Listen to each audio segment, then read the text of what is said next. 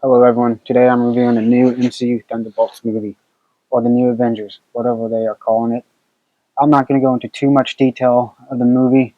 I'm going to give my thoughts and opinions on each character, go over their role in the movie, what kind of problems that I would have with this movie, and the post-credits, and I'll go over some of my favorite and surprising moments. In this review, we're going to spoilers here, so watch at your own risk. Now, if you watched my review on Captain Falcon on my first channel, I did say I was not really excited for this movie and had no faith in it. And I do take that back. I really enjoyed the movie. For me, it's not a top 10 MCU film for me, but mostly a top 20. They did a good job on not adding a ton of jokes, and this just focuses on dealing with grief, loneliness, pain, addiction, and finding a place where you belong. But mostly getting a new team to replace the Avengers to protect the world. Sam's Captain America Falcon was tasked to do it, but we're gonna find that out in the new Avengers Doomsday movie. The first character here is Elena, Black Widow's sister. Is basically the main character of the movie. She deals with loneliness, and grief from losing her adopted sister Natasha and trying to find a place where she belongs and trying to hide that feeling by doing jobs to take her mind off of that. She's dealing with the pain she did back in the Red Room. She takes her anger out on her adopted father, the Red Guardian. I don't know his name, Alexei, I think. She tries to relate with the others with the things that she went through. All she ever wanted was a family. I actually liked her in this movie. She was just trying to find a place where she belongs. And that's something that anyone can relate to. And trying to hide that pain of losing someone is hard too. The next character here is Bucky, the Winter Soldier.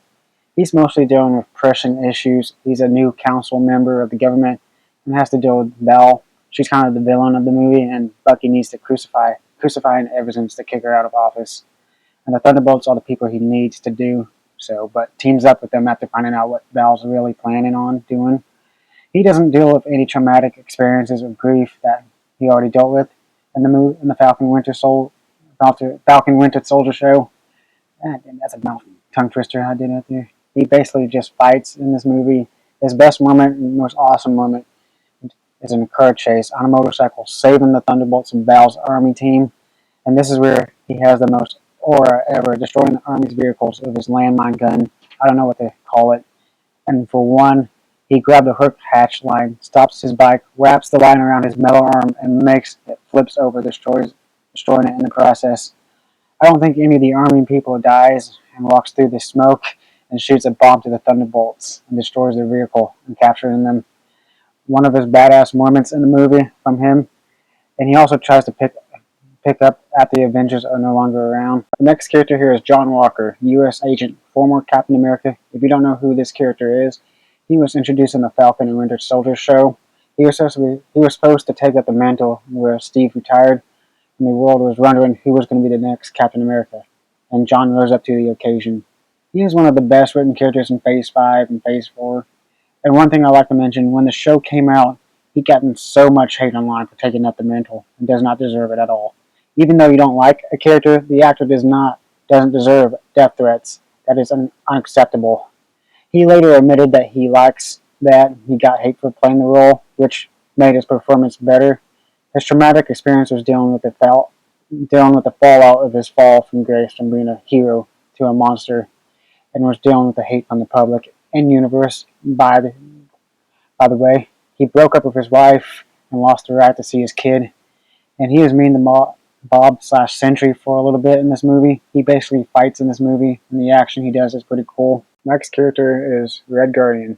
He is pretty much the comic relief throughout the movie, saying anything to lighten the mood or anything for excitement, and trying to be a father to her adopted daughter Elena that he believes in, and she is mad at him for abandoning her when she needed him the most. Elena breaks down saying they are not heroes, and they never will be them. He admires Bucky a lot for being the Winter Soldier and looks up to him, and I kind of want to see a team-up project between the both of them. Their dynamic would be awesome. Some of the things he says is entertaining, and Elena is always embarrassed by him. He wants to be praised by people who know who he is, but no one knows who he is, and he gets annoyed by that. He wants to be remembered for who he was like in his glory days, decades ago. The Red Guardian is basically Russia's Captain America. Next character here is Ghost. She's in the movie. That's just basically it. She doesn't do a whole lot, and I highly doubt that anyone remembers her, especially the diehard MCU fans remembers her. She's kind of the villain of Ant-Man 2. She's ignored most of the time by the others. Taskmaster. The amount of time I finished this sentence is the same amount of time that she had in the movie.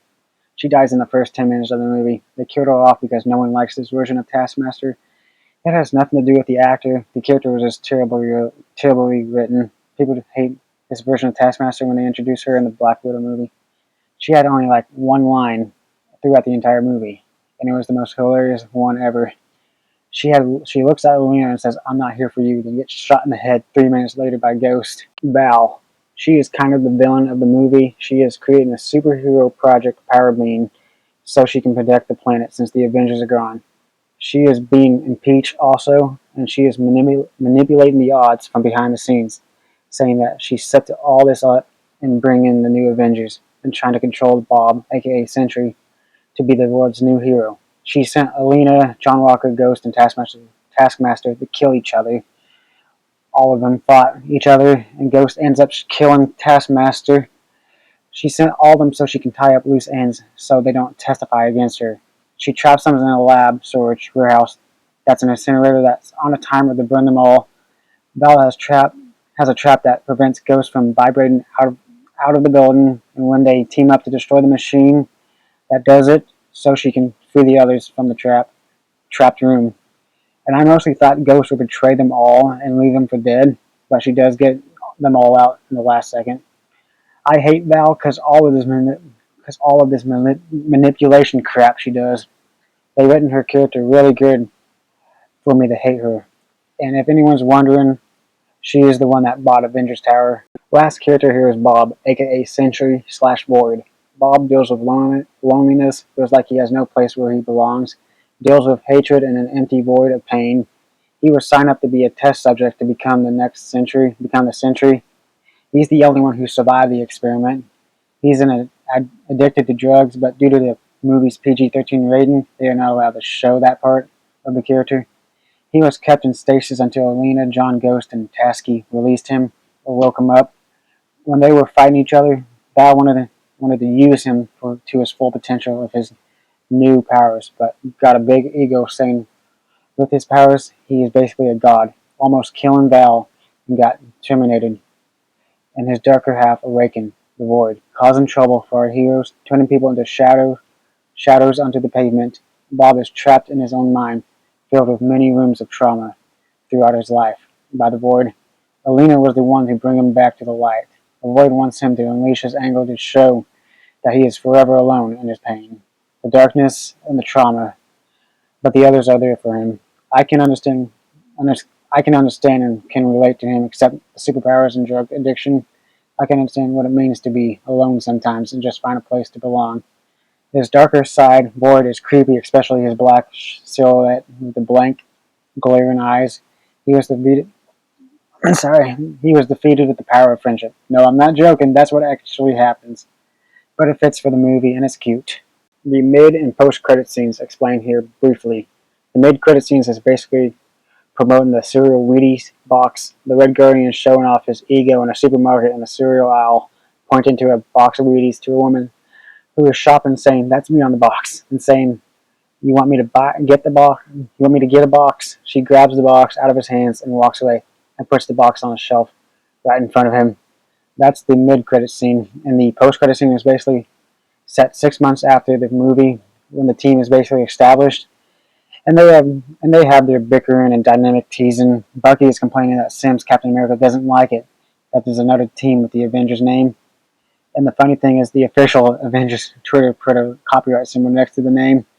They get an alert on their computer saying there's trouble in outer space, and they check the satellite, seeing a spaceship entering the atmosphere, and they are wondering who it is. And they zoom in on it and sees a Four logo on it. The Fantastic Four are entering the MCU world.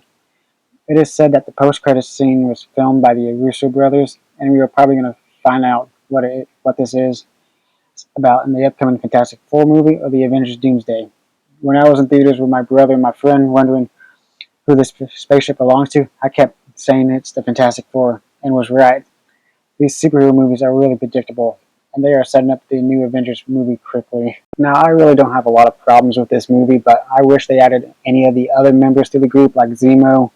I know he's locked up in Wakanda, but they could have used any excuse to get him out of there and added him to the group. They could have introduced Songbird in the movie. Deadpool is a member of the Thunderbolts in the comics, but they couldn't add him.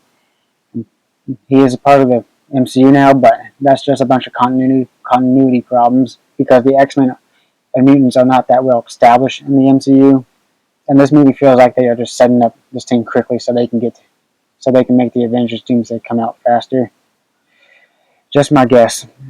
And I originally wanted to see this movie just for Bucky and John Walker because those are the two characters I enjoyed the most from Phase 4, mostly. And I was not excited for this movie because half of these characters was poorly written from being set up from the last few years. A YouTuber I follow, not going to name names, but they said that the Thunderbolts were going to be more of a family than the Avengers. And after watching the movie, that's not really true. The only ones that feel like family is Elena and Red Guardian, and the other, sorry, speaking way too fast, and the others just feels like they are just there. My favorite moments are when Bucky is being a badass in the car chase scene, and when the Thunderbolts were in the Avengers Tower talking to Val, and she was telling them all about Sentry, and they were fighting him. There's a close-up on Bucky. There's some inspirational music playing in the background, and Bucky stands up to take off his jacket and runs to punch Sentry, and the music just stops abruptly. Bucky was doing no damage at all. I find this really funny. One surprising scene where the Thunderbolts were saving people from falling debris. Red Guardian saves a child from the debris, comforting the child, and she says thank you. Then she was just turned to shadow from the void, and that surprised the hell out of me. And throughout Void's attack on New York, I kept saying to my friend that, Spider-Man and Daredevil are down the street. They could help. And we know why they can't. We know why for Spider-Man, but it's weird for Daredevil. And Kingpin is not allowed in the movies due to rights issues. Fucking Sony. I believe that Marvel is going down the same route before the Disney Plus shows, saying the shows are canon and at the same time they are not canon. Like, come on, Kingpin is the mirror of New York City. He won't tolerate this vigilante or the Thunderbolts playing hero in the city. I found the movie enjoyable. If you want to see it in theaters, you can, if you want to. If you already saw it, you can tell me your thoughts and opinions in the comments below. I would like to hear them. I like hearing people's opinions on these movies. That's all I have for this review. I probably won't re-upload my Captain America Falcon review anytime on this channel soon, even if I want to. I'll see you all for the next review. Maybe the next Superman one, or Fantastic Four, or if I can ever get my Minecraft movie review out.